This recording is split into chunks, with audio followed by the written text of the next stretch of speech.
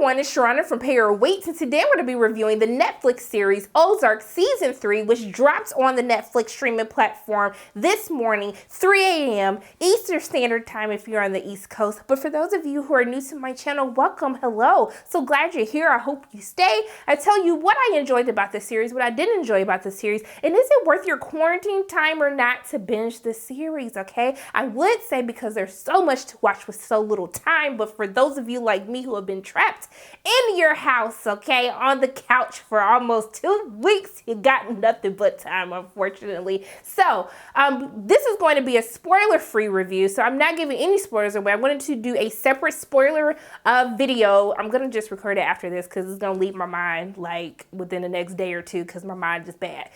So where we pick up from where we kind of pick up where we left off, at the end of season 2, where Wendy has basically made a business decision that lands them even deeper in bed with the cartel. And so this causes Marty to he has like a little issue, okay? He kind of scared his wife, and I'm not gonna lie to you, I was scared of Wendy too.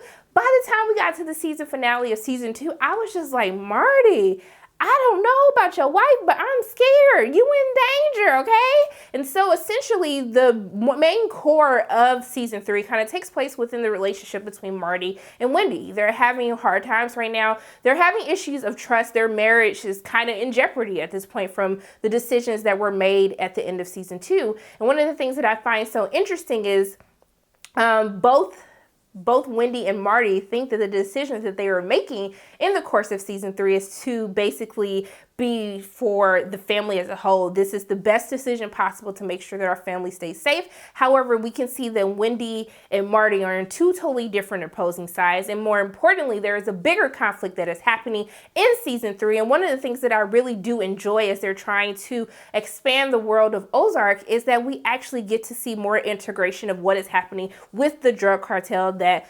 the Birds have basically found themselves in bed with. And so this gets us to the addition of Omar Navarro, who is a part of this, who's the head of the drug cartel, is basically has Marty and Wendy in this mess in the first place. And so I like that we actually get to see how there's a war that is happening between the cartels and how that really leads to trouble for Wendy and also for Marty. And not to say that there's not still local threats that they're still facing, local issues that they have throughout the course of season 3, but I like that we're expanding this world and we really get to see the threat that they've always been afraid of, and that is really their relationship with the cartel and really trying to make sure that they are still useful enough to not only keep themselves alive, but to keep their family alive as well. And so before I get super deep into it, I do want to give a shout out for the direction. Now, we have Jason Bateman, who also stars as Marty Bird in the series Ozark, but I want to give him kudos to a very well-directed episode 1 of season 3, like a very great premiere. Okay, I think that the premiere episode really sets the tone for what we are to experience throughout the course of season 3. And also too, from a pacing standpoint, I would have to say for those who might have had issues last season because it was very slow and kind of drawn out until we get toward the last couple of episodes, I would definitely have to say from a pacing standpoint that the episodes are very well paced out. It definitely keeps you on the edge of your seats. And just when you think that they're about to let up just a little bit, especially for episodes, I would say 8 through 10, like they just like step on your neck even more. Like you felt like they was already on your neck, okay? And then they just dug in a little bit deeper. So I also want to give Alex Sakharov, who directed the episodes 7 through 10, the meteor episodes, especially when we get into some really masterclass acting from some of the castmates. Those were some of my favorite episodes of the season. So I really wanted to shout Jason and Alec both out for some of my favorite episodes during the season 3 of Ozark. Now, as I said, there are a lot of superb acting performances in Ozark. And what we saw is, during the award season this past year at the end of 2019, before the world came to an end, we saw that Jason Bateman and also Julia Gardner, who plays Ruth, we saw that they were nominated and also they won. And Laura Linney was nominated. However, she did not win. But I would have to say that everyone delivers such a fantastic job. I really enjoy Jason Bateman, as I always do, and I love that we get to see a lot more of him than what we were able to see in season 2. But if I have to say some of the standout performances, definitely Julia Garner, who plays Ruth Langmore. I love with her character is that even though she's still that firecracker, she's still like, when I say her character commands and demands respect and attention. There were just some scenes when she was going off on people. I was like, oh my God. I was just like, can you do what she said? Because she got me on edge now because you're not paying attention to what you're supposed to be doing. So now she got to yell at you, and now I'm on edge at the same time. And I have to say that she's such an interesting and fun character to watch on screen. But one of the things that I really do appreciate is that you're starting to see this progression in her character. You're starting to see her mature more, and you see that she's trying to make a better life for herself. And this is something that she really set out to do more so in season 2, but we get to see more of that in season 3, and also kind of open her life up to new challenges, possibly new romantic interests as well throughout the course of this season. And even though you might not get as meaty of a story with Ruth in season 3, I think that where her character lands towards the latter part of the episodes of season 3, I think you will be very excited to see what happens with her character in the future. I think they have set her up very well to have a very good storyline in season 4. And it better be a season 4 Netflix. I'm sorry, I'm just saying, like, you deliver greatness, and I need you to just go ahead and set that renewal announcement out right now. Now, also to Laura Linney. Laura Linney does such a fantastic job as Wendy, and we kind of see a darker, more sinister side to her in season 2. But season 3, she's very ambitious. She's really trying to find expansion. She feels as though she's found a niche that she's very good at, and she wants to not only see the cartel's empire grow, but she wants to see the birds grow in status with their new business ventures that they're setting out to conquer throughout the course of season 3. But with one of the new additions, her character delivers some of the best scenes as we're introduced to her brother, Ben Davis, played by Tom Pelphrey, who you know from Iron Fist. I couldn't stand him in Iron Fist, but I think, was he in Defenders as well? I felt like he was in Defenders, but also too, he was on a show called Banshee on Cinemax. I think that he did such a fantastic job as her brother, Ben, who I would have to say, when I was watching, I was like, Ben, you cute and all. Like, you cute, okay? You cute. You can get it a little bit. But I don't understand the purpose of bringing him into this season 3.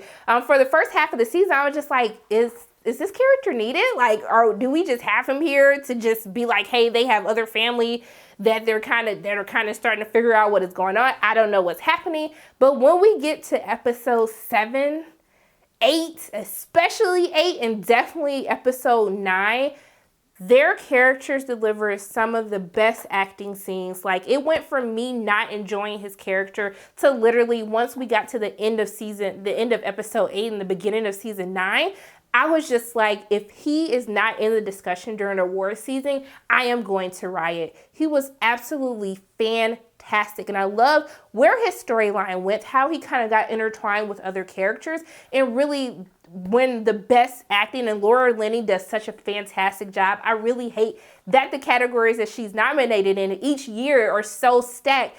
I really, truly believe that she would be a front runner in the awards discussion as well, if not possibly being able to finally win for her role as Wendy in Ozark. That is how fantastic she was. Now, also, too, another thing that I do want to point out is that the women get a lot to do in this season. Not to say that Wendy has a big part of season 2 and Ruth has always had a big part of the show, but we have Helen Pierce, played by Janet Mateer, who is the counsel to Omar Navarro, who has kind of been the middle person between the birds and between the cartel. She gets a lot to do this season, and we get to see more about her life, not just her as this lawyer to the cartel, but how she deals with her personal life. She's going through a very nasty divorce at this time, and so you also get to see how she teams up with some unlikely characters throughout this season as well. And I think that where her storyline goes in this season will definitely just have you like,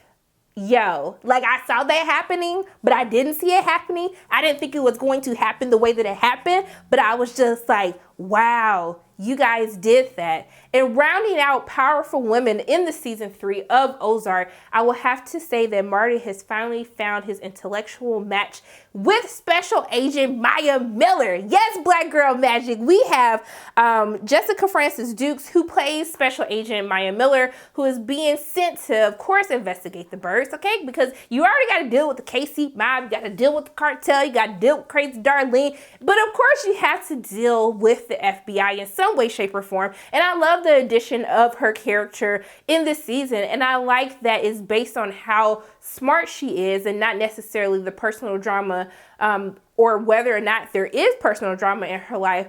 I love her character and how she interacts with Marty. And I think it's an interesting way to kind of tie in the FBI throughout the course of this season. It's not as cray-cray as it was in season 1 and season 2. I think they found their balance, and I love that they've chosen to have a more intellectual match for Marty to truly believe that he might not be able to outsmart the feds this time. Now, this season is a very much darker tone than what we've seen in season 1 and season 2. I personally thought that season 2 was like very dark, but after watching season 3, all of the mess that the birds find themselves in, it gets darker and darker to the point where I thought that a lot of people, they were not going to make it to the season finale, okay? That's how shook I was with everything that was happening. But they did find time to make the show a little bit more lighthearted, and that will be with Sue Shelby, who is played by Mary Louise Burke, who plays the birds.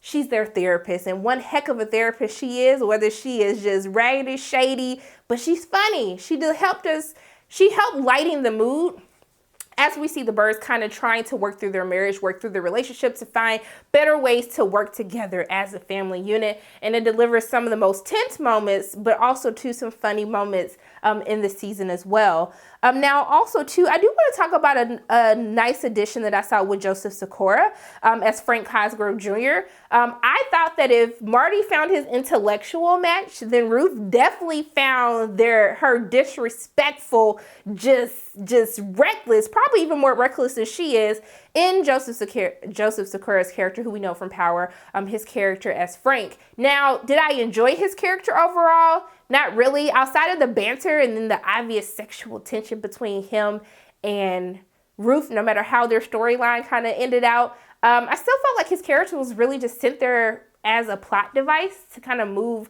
other people's plots along, but not really flesh out who he is as a character. And I think I just noticed that so much more because with all of the new additions that they did have, we got to see different sides of these characters. And so I just thought it was a shame, especially with the talent of Joseph Sikora, that they didn't do more with his character. And so I guess that would be one of the issues that I had. And also going into that, guys, there is enough drama in this season than for them to do what they did with Darlene. And I ain't even got to tell you guys, okay? This is spoiler free. I'm not going to get into it, but I'm going to get into it in the video. But there is something that they do with her storyline that happens that was so unnecessary. I literally just sat there and gagged and texted my friend like, this is not real life. And I felt as though because that act happened, that it really cheapened the series.